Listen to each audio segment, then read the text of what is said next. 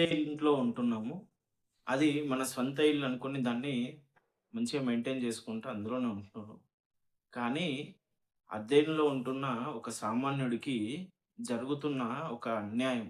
ఇది ఏంటి అనంటే మానవత్వం లేకుండా కనీసం సింపతి అనేది చూపించకుండా అసలు అలాంటి సిట్యుయేషన్‌లో ఎవరు కూడా నో చెప్పలేరు. అలాంటి సిట్యుయేషన్‌లో ఎందుకంటే నో చెప్పే సిట్యుయేషనే కాదది. బట్ అలాంటి సిట్యుయేషన్‌లో నో చెప్పి, రూల్స్ చెప్పి ఆ! ఆహ్, వాళ్ళ వాళ్ళి అంటే ఒక మనిషి వాళ్ళ బంధువులెవరో అంటే వాళ్ళ ఇంట్లో ఆ ఇంట్లో ఉంటున్న వాళ్ళే అనుకోకుండా ఏదైనా కారణం చేతనో మరణించినా, లేదు వయసు రీత్యా మరణించినా సరే హాస్పిటల్ నుంచి ఆ శవాన్ని ఇంటికి తీసుకురావడానికి అసలు పర్మిషన్ ఇవ్వట్లేదు. అపార్ట్మెంట్‌లో అయితే అసలు మాటే లేదసలు దానికి సంబంధించి. ఫస్ట్ గేట్ క్లోజ్ చేసేసి ఇంక లోపటికి రాకూడదు. మీరు బయట నుంచి బయటకే తీసుకెళ్ళండి. ఇలాంటి సంఘటనలు మనం ఎన్నో చూసున్నాము. ఇంకా పొరపాటున ఎవరైనా అక్కడి దాకా తీసుకొచ్చుకుంటే వాళ్ళకి జాలితో కొంతమంది పోనీ అని చెప్పి ఆ పార్కింగ్ సందులో పెట్టుకోవడానికి అవకాశం ఇస్తున్నారు. కానీ ఇది చాలా తప్పు. మనం చేస్తున్నది. సమాజంలో మానవత్వం అనేది నశించిపోతుందా అన్నట్టుగా ప్రవర్తిస్తున్నారు మనుషులు. ఇలాంటి సంఘటనలు డిఫరెంట్‌గా ఉన్నప్పటికీ ఈ సంఘటన అయితే ఖచ్చితంగా వాళ్ళు ఎందుకంటే ఇప్పుడు ఆహ్, ఒక పార్థివ దేహాన్ని, ఒక శవాన్ని ఇంటికి తెచ్చుకుంటే వాళ్ళు మళ్ళీ అంత్యక్రియలకు సిద్ధం చేసుకునేంత వరకు వాళ్ళకి అవకాశం కల్పించాల్సిన సొసైటీయే ఈ హై అంటే సిటీల్లో ఎస్పెషల్లీ మనం రీసెంట్‌గా నేను కొన్ని పోస్ట్‌లు చూసాను ఫేస్‌బుక్‌లో. అలాంటివి మనం న్యూసుల్లో గూడా చూస్తూ ఉంటాము. ఇవి చూసినప్పుడు మనం చెల్లించిపోయినప్పటికీ దాని మీద ఎవరు మాట్లాడడానికి ఉండరు. డిఫరెంట్ ఆఫ్ ఒపీనియన్స్ షేర్ చేస్తూ ఉంటారు. కానీ మనం తెలుసుకోవాల్సిన విషయం ఏందంటే అలాంటి సంఘటనలు అందరి ఇళ్లల్లో అందరికీ జరిగేదే ఏదో ఒక రోజు. సో, దయచేసి అలాంటి వాళ్ళని కనీసం మానవత్వంతోని వాళ్ళు లోపలికి తెచ్చుకొని ఆ కార్యక్రమాలు, అంతిమ కార్యక్రమాలు జరిగేలాగా అవకాశం కల్పించండి. దానికి సంబంధించిందే మనము ఈరోజు టాపిక్‌లో చర్చిద్దాము. అంటే చర్చించడం అంటే ఇక్కడ మళ్ళీ నేను ఒక్కడినే మాట్లాడుతున్నాననుకోవద్దు. ఇక్కడ చర్చించడానికి ఆహ్, నా అర్థం ఏంటి అనంటే, నేను తీసుకున్న డిఫరెంట్ ఒపీనియన్స్ కావచ్చు, లేదు అనంటే ఆ డిఫరెంటు పర్సన్స్ దగ్గర గ్యాదర్ చేసిన ఒపీనియన్స్ కావచ్చు, ఇక్కడ షేర్ చేసుకోవాలి. కనీసం ఒక నలుగురికన్నా దీనివల్ల న్యాయం జరగాలి అనన్నది అంటే ఇక ముందు ఒక నలుగురన్నా మారి, ఇక ముందు ఇలాంటి సంఘటనలు జరగకుండా ఒక అవేర్‌నెస్ క్రియేట్ చేయాలన్నది మన మెయిన్ ఒపీనియను.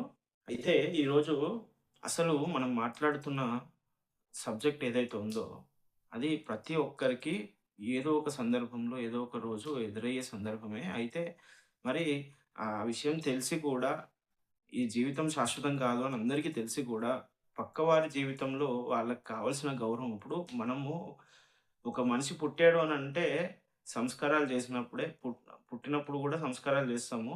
అలాగే చనిపోయేటప్పుడు కూడా కొన్ని సంస్కారాలుంటాయి. సో, ఆ సంస్కారాలు చేసుకోవడానికి వారికి కనీసం ఇప్పుడు ఆహ్, వాళ్ళు వాళ్ళ ఊరికి తీసుకెళ్ళడానికి కూడా కొంత అరేంజ్‌మెంట్స్ చేసుకోవాలి. లోకల్‌లో ఉన్నవాళ్ళు వచ్చి పోయి చూసి వెళ్ళిపోతూ ఉంటారు. వాళ్ళతోనున్న బంధువులు కావచ్చు, ఆ చుట్టుపక్కల వాళ్ళకి సంబంధించి కనెక్ట్‌లో ఉన్న స్నేహితులు కావచ్చు, ఎవరైనా సరే వచ్చి చూసుకునే అవకాశము, అంజలి ఘటించే అవకాశం కూడా కొన్ని అపార్ట్‌మెంట్‌లలో అసలు కల్పించట్లేదు. కానీ ఈ కల్చర్ అనేది మన సంస్కృతిని, మన భారతీయ సంస్కృతిని నాశనం చేస్తున్నాము. ఎందుకు అనంటే, మిగతా దేశాల్లో కొన్ని చోట్ల మనం చూసినట్లయితే, ఇలాంటి వాటి కోసం అని చెప్పి సెపరేట్‌గా ఒక కమ్యూనిటీ హాల్ టైప్‌లో ఒక చిన్నగా కన్‌స్ట్రక్షన్స్ అవుతున్నాయి. మన దగ్గర ఆ ఫెసిలిటీ లేదు కాబట్టే, వాళ్ళు అద్దె ఇంట్లో ఉన్నా సరే, ఆ అపార్ట్‌మెంట్‌కే తెచ్చుకుంటారు. ఇప్పుడు మీకెవరికన్నా అది జరిగుంటే, మీరు మీ అపార్ట్‌మెంట్‌కే తెచ్చుకుంటారు. మీ ఫ్లాట్‌కే తెచ్చుకుంటారు. అంతే కదా! అయితే ఇలాంటి సంఘటనలు చూసినప్పుడు మనకు దాని వెనకాల ఉన్న మూల కారణం ఏంటి అనంటే, ఇంట్లో శవం ఉంటే అపశకునం అని భావించడము. లేదు అనంటే ఒక మూఢనమ్మకము. తర్వాత ఇంటి వాల్యూ పడిపోతుంది అని చెప్పి ఒక ఆలోచన. బ్రదర్ మీ ఇంట్లోనే ఒక మనిషి చనిపోతే మీ ఇంట్లో శవాన్ని అక్కడికే తెచ్చుకుంటారు గదా! అది అపశకునం కాదా? ఒక్కసారి ఆలోచించండి.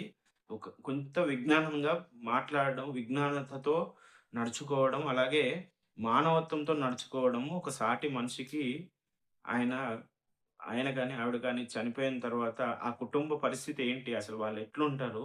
వాళ్ళ పరిస్థితి ఏంటి? ఆ కండిషన్‌లో వారికి ఇంకొంచెం అంటే మనకు వీలైనంత సహాయం చేయాలని ఆలోచించాలే గానీ, వాళ్ళందరిని ఆపేసి వాళ్ళని ఇంకింత కష్టపెట్టాలి, ఇంకో కొంచెం బాధ పెట్టాలి అని ఆలోచించకూడదు.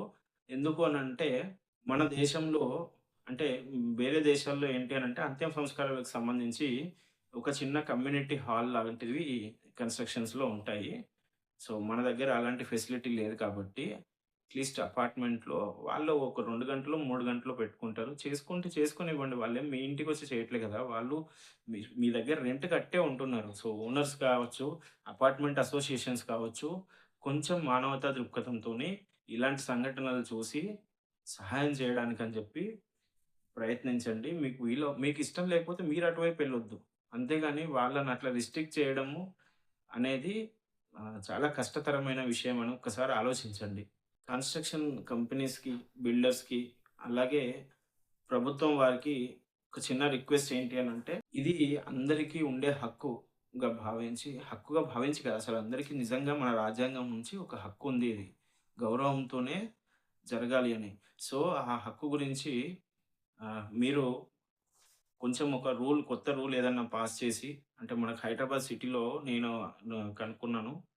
నేను తెలుసుకున్న దాని ప్రకారంగా ఒక 2, 3 కమ్యూనిటీ అంటే 2, 3 గేటెడ్ కమ్యూనిటీస్‌లో వాళ్ళేంటి అనంటే కన్‌స్ట్రక్షన్‌లోనే వాళ్ళు ఈ కమ్యూనిటీ మార్చరీసు, డెడ్ బాడీ హోమ్స్ అని జెప్పి చిన్నగా కడుతున్నారు. చిన్నదే కట్టండి. ఎక్కువ పెద్ద స్పేస్ యూజ్ చేసి మీరు కట్టక్కర్లేదు.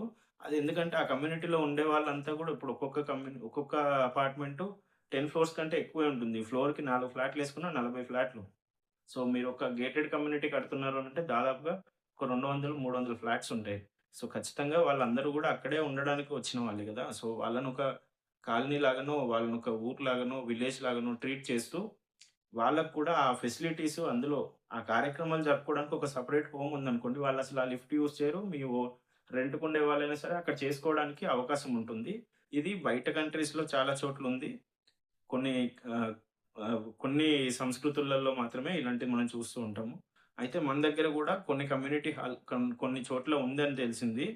అలాగే ఇంకా కొన్ని చోట్ల అంటే ఇప్పుడు కట్టబోయే వాళ్ళు అలాంటి ఫెసిలిటీ ప్రొవైడ్ చేస్తే దీనికొక సొల్యూషన్ తీసుకొని రావచ్చు.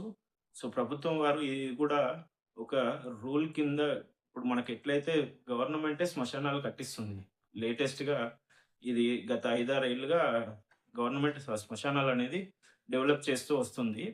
సో, అలాగే ఇలాంటిది కూడా ఒకటి తీసుకొచ్చి ఎస్పెషల్లీ సిటీస్‌లో ఈ ఫెసిలిటీ అనేది ప్రొవైడ్ చేయడం వల్ల సామాన్య మానవులకు హెల్ప్ చేసిన వాళ్ళవుతారు.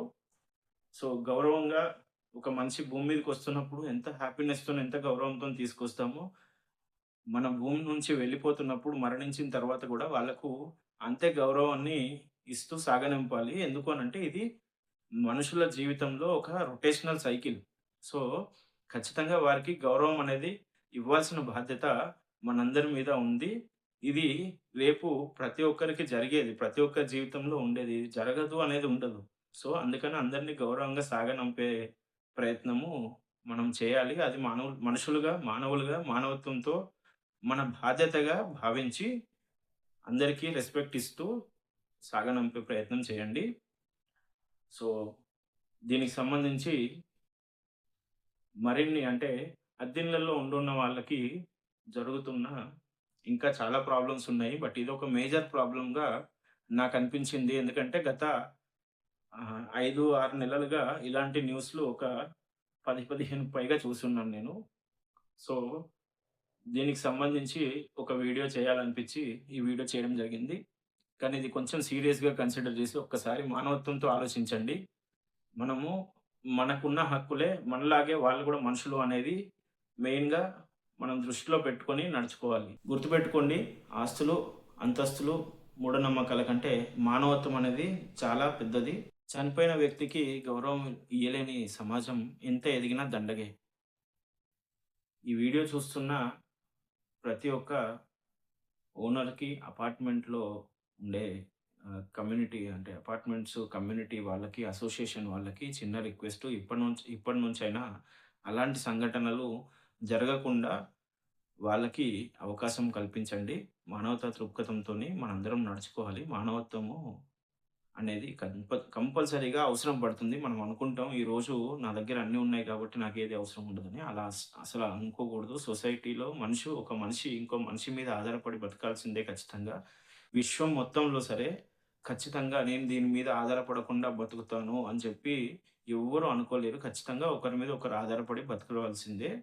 సో, అందుకని మానవతా దృక్పథంతోనే ఎట్లాగో మనము ఆహ్, జంతువుల పట్ల, పశువుల పట్ల అసలు మానవత్వం చూపించట్లేదు.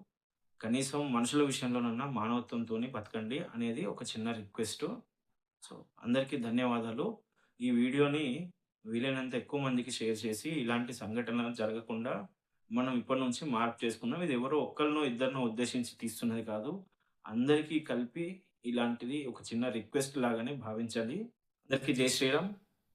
సో, మరొకసారి తత్వమసి మీడియా తరపున అందరికీ ధన్యవాదాలు.